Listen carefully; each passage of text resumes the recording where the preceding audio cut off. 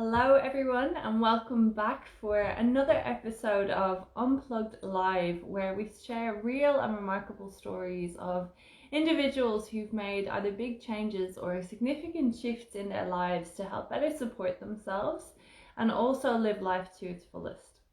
Now, today we are so lucky to be joined by Ilana, who is a leading Australian kinesiologist, a yoga and meditation teacher, a women's well-being mentor, and she's also a past life as a CPA accountant in the corporate world. And it's Ilana's own journey through illness, through chronic fatigue, through an autoimmune disease, which taught her that slowing down, finding moments of stillness, and using a way to really optimize energy cycles and understand how it is that we operate better to support herself in the best way possible. So I am extremely excited for our chat today to learn all about what is kinesiology, how we can really use our energy cycles and understanding of it to better support ourselves and to help live our lives to the fullest. So I'm just going to bring Ilana in now.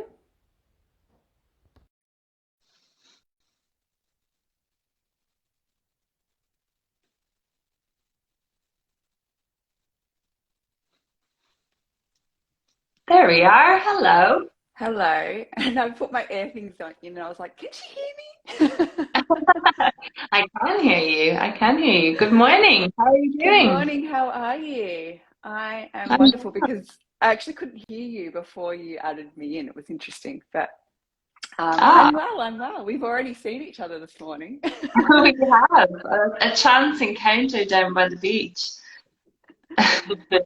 And I guess what I love to start, I've given a little bit of an introduction about you. I'm really excited to dive right in and chat more about all the things that you do, your journey to date, all that you've learned, what you incorporate in your life. But before we dive into all of that, I always love to start these chats with a bit of a check-in. So if we were to say on a scale of 1 to 10, where 1 is feeling, overwhelmed, stressed, not so great at all, low in energy, 10 is that you're feeling amazing, motivated, energized, on top of the world, where do you reckon you're sitting today?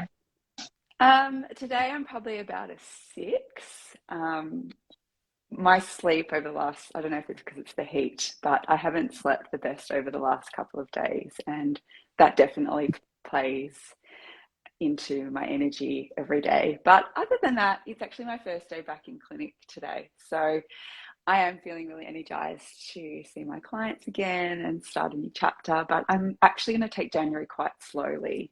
So, but yeah, in terms of today, I've been for a beach swim, I've been for a walk. I'm really big on fueling myself first before I fuel anyone else or do any of my work.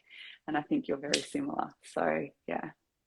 Yeah, awesome. I love to hear that. I think it's, and I felt it too. We've had a bit of a break and I felt quite energized and motivated and, thinking that I'm kind of ready to go and get into everything. But, I think there is that tendency sometimes too to just throw yourself back in at the deep end and just go, go, go. So it's very refreshing to hear that notion of actually taking it slowly into January, not forgetting all that we've learned during that time of break and, using that energy wisely rather than just dumping straight in and, coming back to where we started really. Yeah, and Mm. I shared on my podcast last week that like I haven't up until sort of the weekend, I hadn't even really looked at my goals and intentions for this year because I just wanted to slowly allow myself to feel into what it is that I really wanted for this year and have a proper break and just let go of all that pressure that we quite often put on ourselves. I was reflecting on it too, and I think I wrote a little post yesterday where I was saying how I was feeling quite kind of half excited and half guilty going into a break, but then also felt that once I finally said like no, no work, really created a pretty strong boundary there and said, you're actually going to take this break. How very quickly it was like, oh, well, have to get into intention setting and vision and planning out next year. And, whereas actually that's not a break either. And that's actually not rest. No. Yeah, So, and yeah, I think you know, quite often we have this tendency that we need to have everything planned in January for the rest of the year. It's like we have the whole year as well. Yeah. You Yeah, know, we it don't seems have to have like it all that. sorted in January. That's it. That's it. Well, I guess in the introduction there, I touched on your bio a little and talked about, a little smidgen of all the wonderful work that you do. But as I also touched on, you also had a very different past life, which maybe wasn't so in tune with energy and how it is that you balance and support that. And, I'd love to talk a little bit about, your journey to this point and what is it that I guess that has been the journey that's got you to where you are today. Yeah, so I, in my past life, was a finance analyst. So I'm actually a qualified CPA accountant. And I worked in the electricity industry. So it's a bit of a running joke now that I've gone from, the energy industry into energy healing. That someone pointed out to me last year. And I thought, oh, I'm going to use that. Good That's PR. funny. But yeah, I'm an A-type personality like you. I quite often, or I'm a recovering, I like to say, perfectionist. I used to have really bad personal boundaries or self-care boundaries. Most of my life, I've eaten really well because from a young age, I had really bad eczema and asthma, and I always had allergies as a child. And I didn't realize until at 30, I hit rock bottom with chronic fatigue and autoimmune disorders and Lyme-like disease. And, at the time, I also wasn't menstruating regularly. And I was just out of sorts because I was constantly pushing beyond my energy boundaries. And I pretty much, from, probably when I was pushed out to age 30, did not deal with my emotions very well. And it wasn't until I hit rock bottom that I realized, or, I started to become aware through seeing a kinesiologist, and I was seeing an acupuncture and a psychologist at the time, that I was actually really highly anxious most of the time, but I didn't realize it. I didn't I didn't understand that labeling and what that meant. But I probably most of my life, especially as a child, was probably quite anxious and quite sensitive, and felt things very similar to you quite deeply. But I didn't know how to deal with it all, and so I just suppressed it and pushed it aside. And I used to just exercise, and I danced for a lot of years. I just kept myself busy to survive. But it got to a point where my body said, "I'm sorry, but you can't function like this. This is not sustainable." And, these rock bottom moments or aha moments, or, illnesses quite often happen because we need to take a step back and look at our life and figure out what is working, what, does bring us joy and happiness. Because while I didn't necessarily hate my job, I actually quite liked working and doing what I was doing.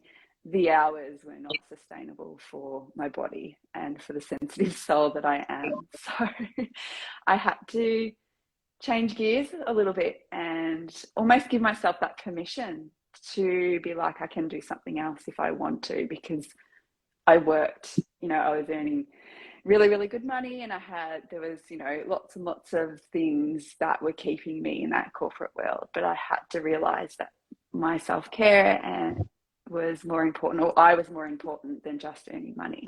And it's taken me a long time to sort of work through that. But now I'm really empowered to teach other women to, check in with themselves on a daily basis. What is your energy? Like kind of what you said at the start. What's your energy out of 10? Like that's something as women we should be doing each and every day. And, as women, our energy cycles change every week with our menstrual cycles. With a lot of women don't realize that too. So, we run on a 29 to 30, 35-day energy cycle, and men's is 24. So I was very stuck in that corporate masculine go work energy, and I had to learn to balance that feminine, that yin, that being, that softening, that stillness, that creative energy that women quite often don't necessarily make space for, because we're trying to keep up with what society now expects of us, and not necessarily what's really good for us as women. So Yeah. in a nutshell, that's a little bit about my story and what I'm doing and why I'm doing what I'm doing now. Yeah, awesome. I mean, two things that you touched on there which really resonated with me was, I guess the first was that notion of the corporate world. And I think often when we make a shift and make a leap maybe and go and do our own things or leave the corporate world for whatever it is, whether it's to set your own business up or, you know, parenthood, whatever it might be, there can be this notion of it really being seen as the bad guy, you know, and that it's like, you know, the things that really is, you know, the bad guy or the enemy or whatever it might be, that there's something wrong with it. But, you know, as you mentioned there, which is something that really jumped out at me, was that you actually really liked your job. It was more the environment and starting, I guess, to understand how that environment wasn't conducive to how it was that, you know, you were showing up in your life, and how it is that you needed to support yourself to be your best every day.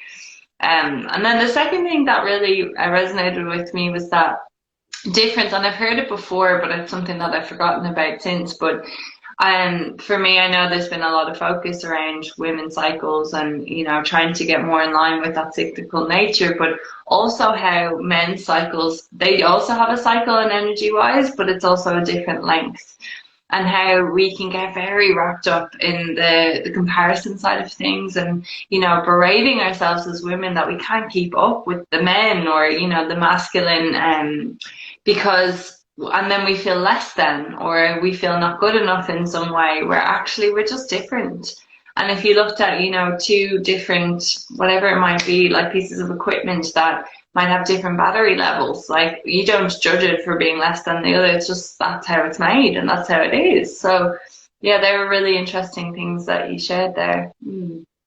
Yeah, and you know, it's stuff I wish was taught in school. Like, I wish I learned about this stuff, you know, in school, like, you know, even mindfulness and meditation, because it does really stop a lot of those negative emotions, kind of what you were touching on around comparisonitis. Like, you know, our cycle as women, we have 2 weeks where we quite often, you know, depending on our hormone fluctuations, we have energy, and, you know, we feel amazing, and, you know, we want to be social. And then there's 2 weeks, you know, where we, you know, moving into sort of PMS, and when we're bleeding, it's like, that is that internal time. It is, you know, coming back within yourself, and, you know, letting go of things that, you know, might not necessarily be kind of recharging our energy. So it might be, you know, maybe I don't run the week that I have my menstrual cycle, and instead I walk, or whatever it might be. But we have this pressure that every single day we're supposed to wake up and feel energized.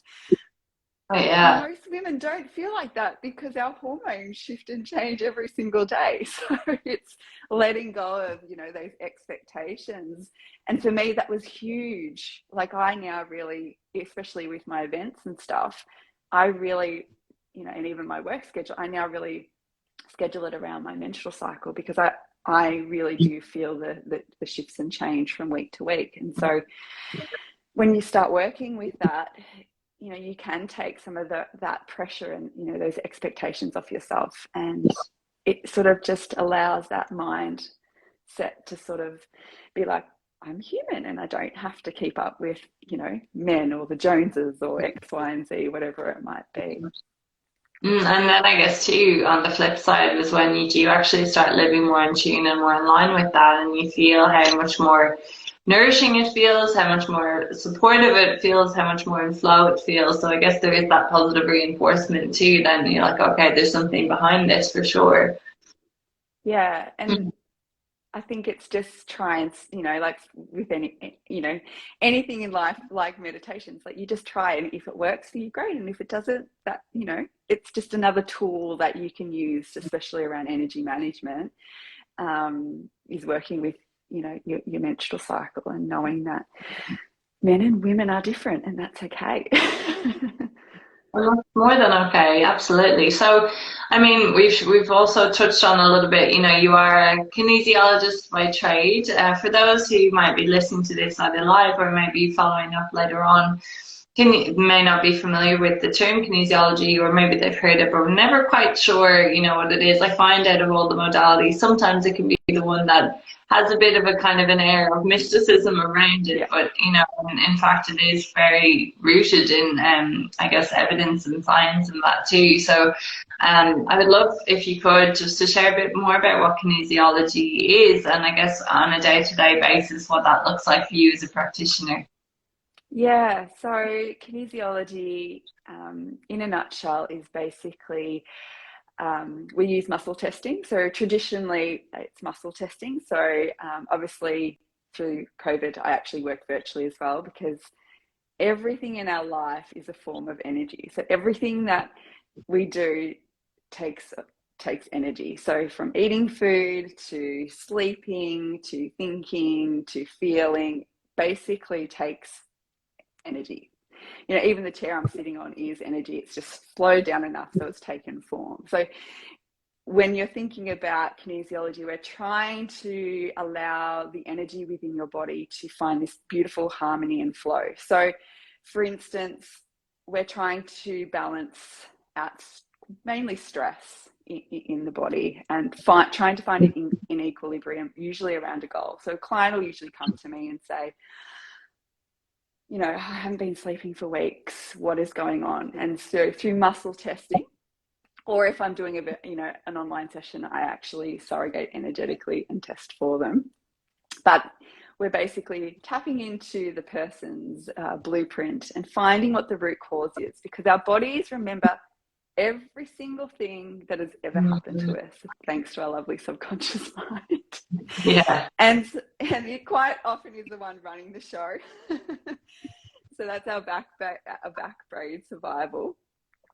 But quite often we're not conscious of why we have a backache, or why we have a headache, or why we're not sleeping, or why we're feeling more anxious than normal, or why we have a stomach ache, or why my menstrual cycle is disappeared, or it's out of whack, or whatever it might be, because it depends on what someone's coming to work with me. And we just go and ask the body, what is it that's out of balance here? And we go on this beautiful journey, and the body usually tells me. So it is rooted from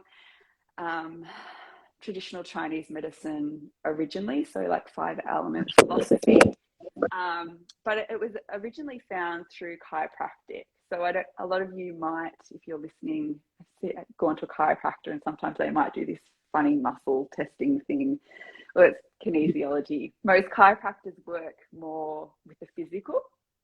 I'm more a holistic, so I look at physical, mental, emotional, environment, sort of all facets of life, not just the physical body. And yeah, your body will tell us what we need to know in order to basically heal and come back to a sense of peace and balance. And it was the main thing that started me on my journey. So before I hit rock bottom, I had a right ankle that was achy, and they thought I'd have to have surgery. I had some cortisone, and I couldn't exercise. I couldn't do anything. And I was like, what is going on with this ankle? And so I went and saw a kinesiologist, and I was burnt out. Right side of my body is masculine energy, right foot moving forward. And I knew that I didn't want to necessarily stay in corporate forever, but I felt stuck and scared to move forward. And, feet is all about moving forward. So interesting. It started and opened up my eyes to this sort of mind-body connection, I suppose, because I was definitely head up until, until I was 30. I really hadn't completely disconnected from my body. And I originally just started studying it because I wanted to learn it, and didn't necessarily, there was no objective to become a practitioner. But I soon realized, once I started studying, that this is something that I wanted to share with others, and to empower others, that they can be healthy and they can live their life the way they desire it. It's just working through the fear that might come up. And, you know, I work with a lot of limiting beliefs and self-sabotages because we're human beings and we all like to sabotage ourselves. You know, a lot of surrogacy, so people might be taking on, you know, their family stuff or their kids stuff, or, you know, taking on too much responsibilities at work. Yeah, it's really, really interesting. You know, sometimes it's really spiritual too, so working with chakras and auras and, you know, balancing the energies of those. You might be able to see behind, I've got my sound bowls. Yeah. And I use so many different sort of things to help shift and clear the energy. So, and remembering, like, servicing a car, we service our bodies through exercise and through, you know, fuel, but we're mind, body, soul, and quite often the energetics of our spiritual side and our soul side, a lot of people quite often don't necessarily, you know, go and see an energy healer or a kinesiologist or, you know, a Reiki person, but we're mind, body, soul. So, like, sometimes clients are like, I don't know what you did, but I feel amazing. It's like, well, because that part of you hadn't, you know, you'd been missing that part. So, yeah, amazing. And how beautiful, you know, to have something that has kind of come full circle. That was something that was so powerful and impactful for you, and, you know, in your own journey towards healing, but also now how you can almost pay it forward, you know, and take that to the other side and use that as a gift to be of service in a way, which is really special. So yeah. I mean, in terms of kinesiology, some people might, you know, if they're not so in touch with that spiritual side, or, you know, might see it as kind of a bit woo-woo or things like that. What do you offer? Do you get much of that? Do you get much pushback, or do you get many of those conversations? And I guess, how do you respond to those? Yeah, so, I mean, all kinesiologists work differently, and there are definitely some that are really woo. Like, Yeah.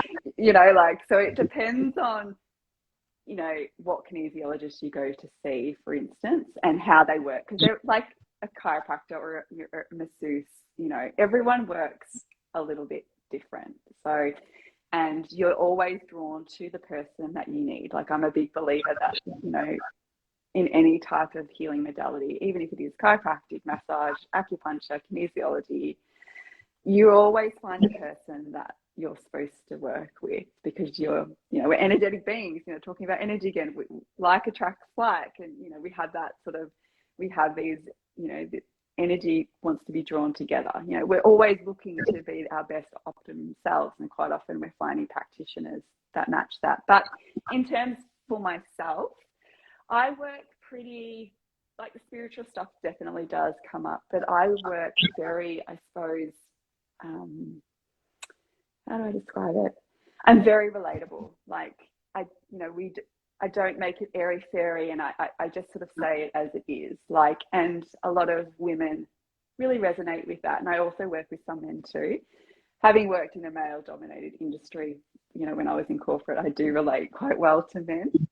Yeah. And, you know, if, you know, I don't have a lot of men, and men, I would say, are a minority in the kinesiology, sort of who go and see a kinesiologist. But when they do, it's phenomenal what the shifts and changes and what happens in their lives when they do, because it's almost like they're allowing themselves to have that sort of spiritual side of themselves, or allowing themselves to feel their emotions. And it can be really transformational with men to do some of this work as well. But yeah, I keep it very relatable to, you know, why are you here and what is it that you're seeking and you're needing? And yeah, sometimes there might be some sound bowls or some essential oils, or I might be, you know, we might pull an affirmation card, but those things aren't necessarily very woo anymore.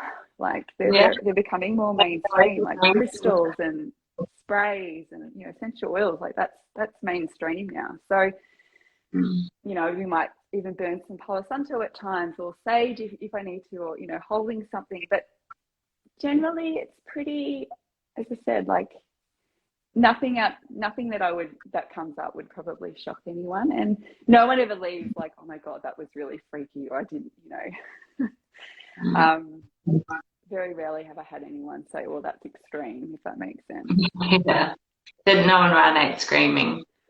No, like, we're not dancing around fires naked, or, like, it's not, and, as you can see on the tables here, you sort of come in, you're fully clothed, you just lie on the table, we have a discussion before you start. You fill in a form, an online history form like anyone else, any other practitioner that you would see. So, it's not very, while part of it is woo, it's not woo-woo. And like, I have a lot of women in business now that come and see me too, because our businesses have an energy of themselves, and quite often a block within our business is elements of ourselves. But elements can also be what's going in the business and what's working and what's not. So it's really interesting. Oh, interesting.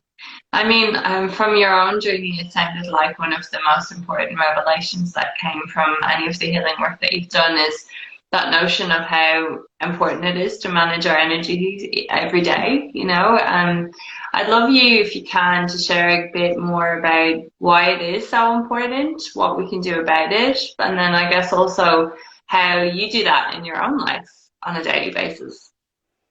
Yeah, well, we're in traditional Chinese medicine, there's a concept of, like our chi and our prana, and we're only born with so much. I mean, that's our life force, and I can't think of the term off the top of my head, I'm having a blank moment, but basically our internal life force, we're only born with so much of this internal sort of life force or energy, and I think it's jing, that's the word I'm trying to use. And we're born with only so much of this jing, and our adrenals are a big part of that, which is they're just above the kidneys. They house a lot of this sort of jing energy, and I think a little bit in our heart as well.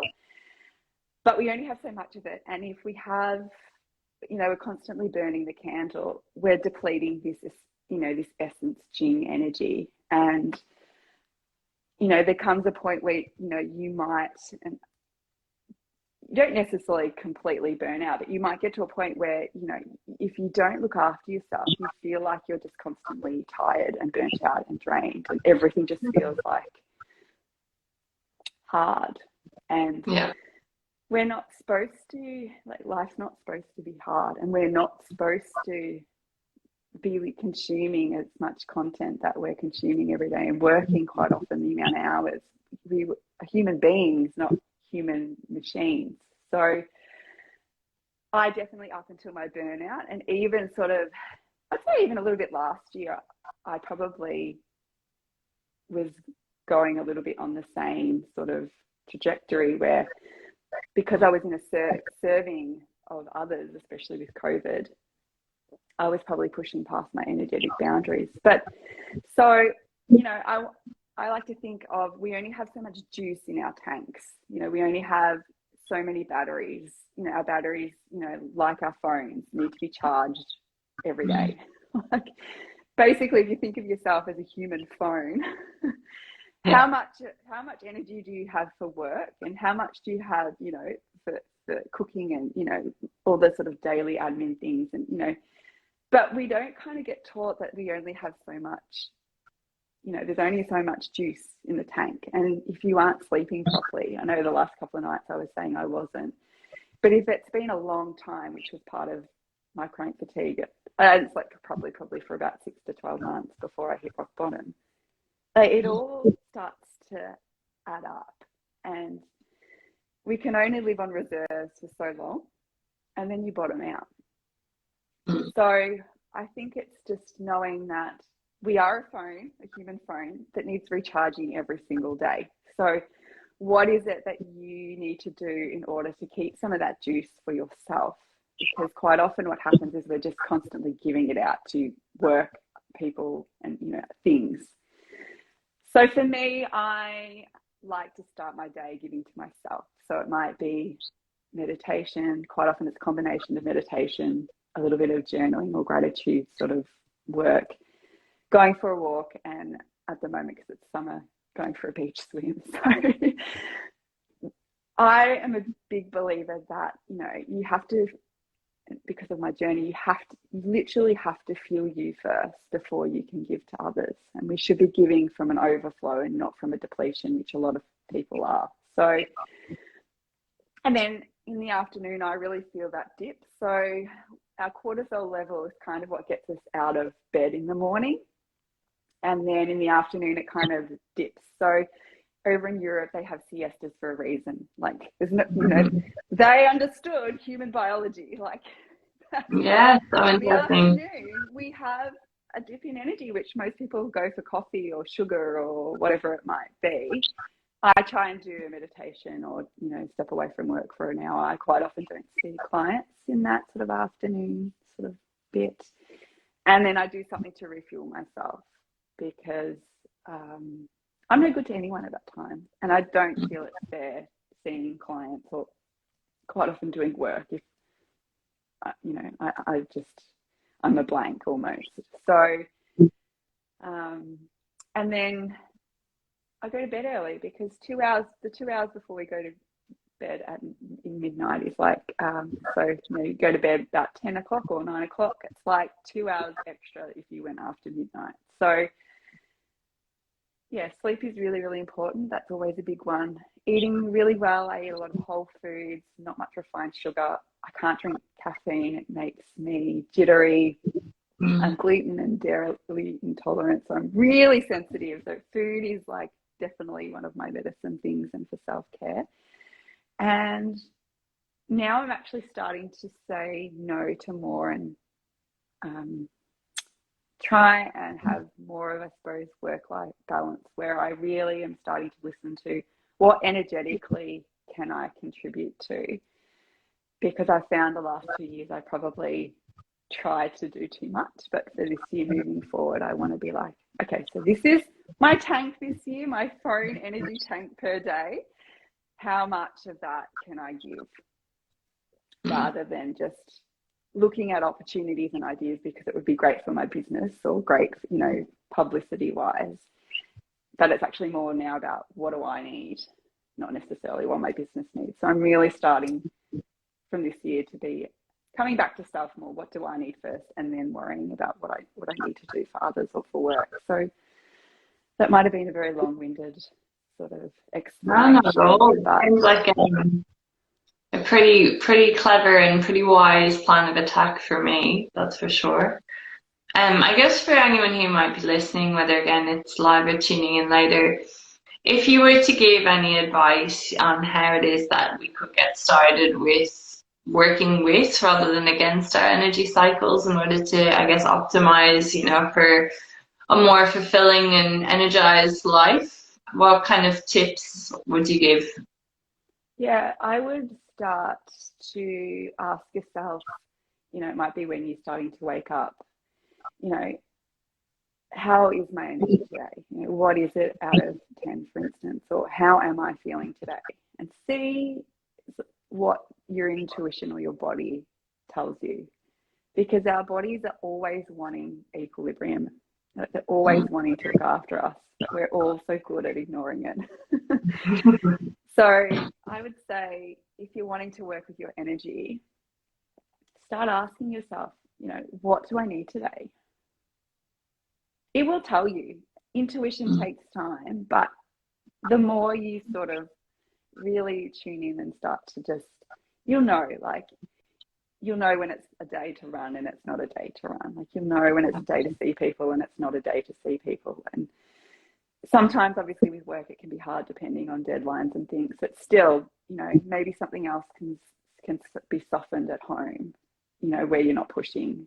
So, and then if you're a woman, I'd start tracking your cycle and noticing those peaks and troughs that happen, especially if you're menstruating still. And if you're not menstruating, you can follow the energy of the moon. So new moon is like our dark time, our yin feminine time, and full moon is more energetic. So I would start with those things and just start to be really curious and experiment, because we're not taught to tune in.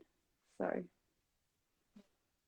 some really good tips and tools there, I think, and definitely stuff that I know in my own experience have been extremely helpful for me. We can learn so much from our bodies when we actually listen.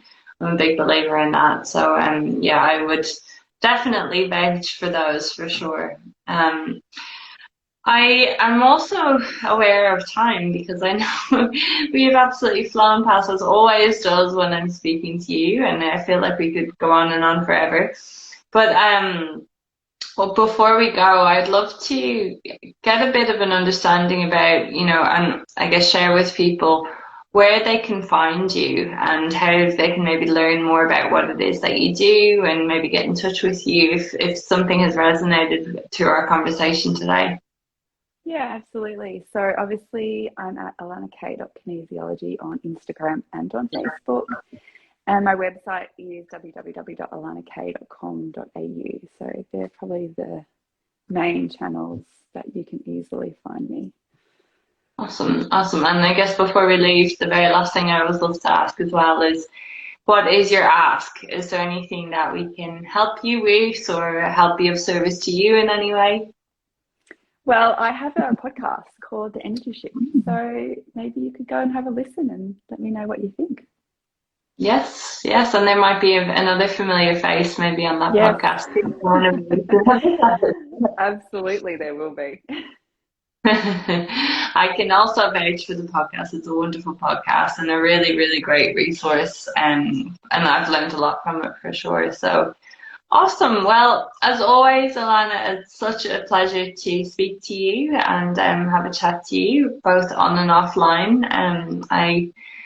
I'm so grateful for you and for you to share all your wisdom and all that you've learned in your own journey with us. And yeah, really, really appreciate it. And thank you. And I hope you have a wonderful rest of your day. You too. Thank you so much for having me. Thanks, Ilana. Bye.